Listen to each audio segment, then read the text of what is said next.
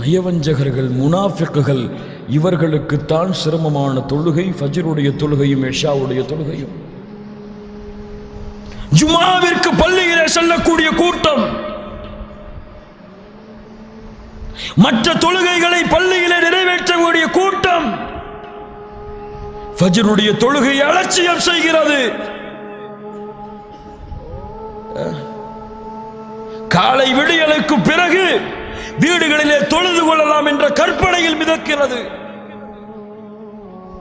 காலையிலே ஃபஜ்ரை தொழாமல் வழக்கமாக நீங்கள் எழுந்து கொண்டிருந்தால் எண்ணிக்கொள்ளுங்கள், நீங்கள் அறிந்தாலும் நீங்கள் அறியவில்லை என்றாலும் நீங்கள் முனாஃபிக்குகள் தான், முனாஃபிக்குகள் தான்.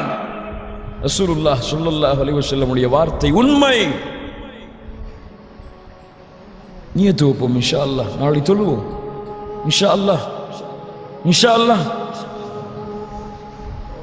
யா அல்லாஹ், நாங்கள் முனாஃபிக்குகள் அல்ல.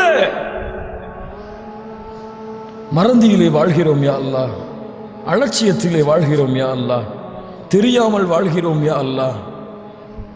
உதவி தேடி உறங்குங்கள். காலையிலே உங்கள் ஈமான் உங்களை எழுப்போம். அல்லாஹ்வின் அச்சம் உங்களை தட்டும், விடாது உங்களை.